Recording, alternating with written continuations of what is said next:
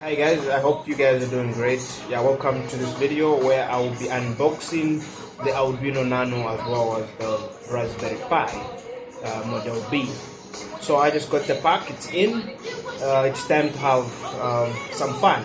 So this video is all about unboxing it and telling you all the parts that come with the components and what they do. So let's get started without wasting much of your time.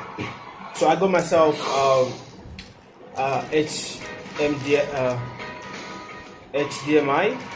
So this is actually what I'll be using to connect the Raspberry Pi to any screen, or rather monitor, so that I can display whatever I'll be doing on the Pi. So the Raspberry Pi is basically a mini computer, basically a headless computer.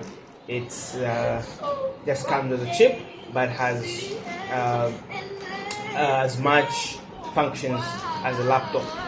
So I'm gonna use this for display. And then here is the Nano Arduino. So basically this is as if you know the Arduino that Uno, it's actually just an extension of the same technology, but this one is a small size, so it actually uses the same Arduino platform, or rather Arduino IDE for programming and stuff. So I'm gonna open it up and let you guys see.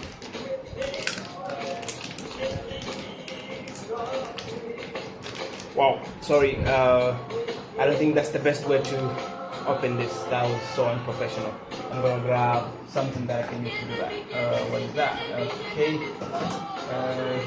just trying to improvise. Let's see if this works. Yes, it does work. Okay,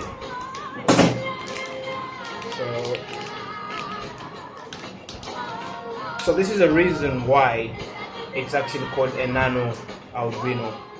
So you can actually see it has some pins which you can actually configure to be inputs or outputs, so you can actually read and write to the pins. So you can basically read sensors, and so this is the connector that you're gonna, connect the Arduino like that. Then this goes to the laptop or whatever machine you're using, so you can actually transmit data and you can program it using this connector. Then yeah, that's it. Quite small. I've never used one of these ones, so I'm really very happy to get started with the work. So I hope I'll post some of the videos that some of the projects that I'll do using this interesting electronics. Now it's time to unbox the big guy. This is the big guy. So a little bit of history about the Raspberry Pi. Actually designed in the UK for high school students to actually help them understand how computers work, but it has really changed the world. I mean, there are a lot of projects and a lot of home automation projects that people have done using this powerful board, which you could also like to try. So you can actually do a lot of stuff with this powerful microcontroller board. For example, if you're actually working with Adafruit, you can actually be able to transmit live data to the cloud and be able to tell wherever you are. It doesn't matter your location. You can actually control, for example, bulbs or your door or anything from anywhere in the world if you actually work with this beautiful electronic board and other cloud platforms that are available over there. So okay, it's time to see what is in the box. I didn't get much of any other things, but actually it has some of the stuff that is made compatible with.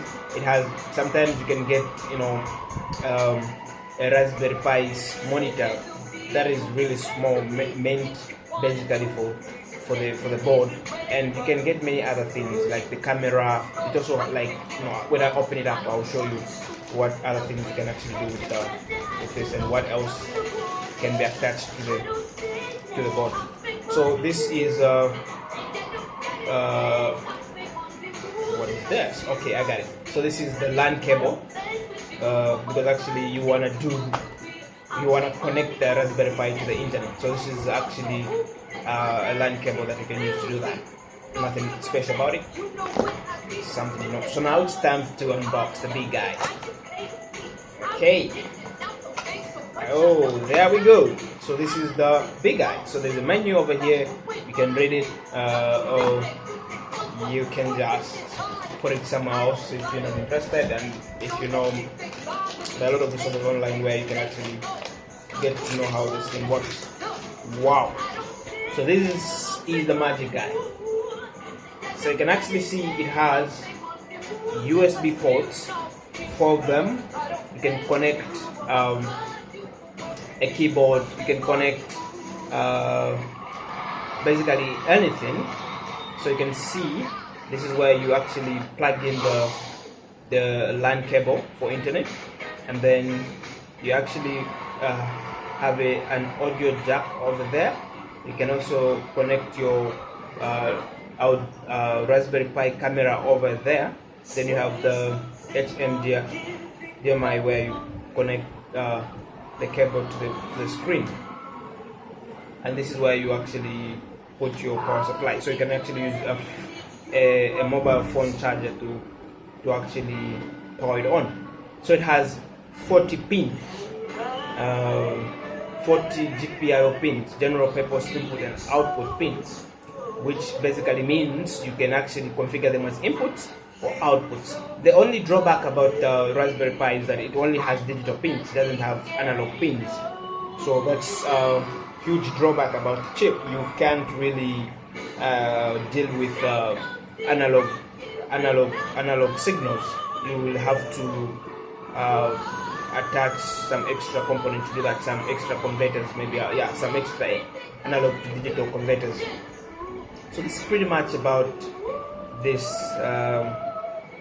powerful board that has really changed the world. Yeah, one thing that I was almost forgetting. So you actually have a place where you put the SD card, because it doesn't have inbuilt memory. So you actually buy an extra card where where you can download your OS system and be able to have your Raspberry Pi up and running. I was actually expecting to have an SD card. I think I bought an SD card as part of this box. I'm just hoping I have it somewhere, and I don't think I do. I'm probably gonna make a fallout because I can't pay that much of money without really getting that. No, I actually have it. It's over here. I think it is. Let me try to open that and see. Should be, because I remember paying for that because I wasn't gonna pay for it. Yeah, exactly. It's over here. So I have. You can see it's over there. So you actually get it and then put it in the slot.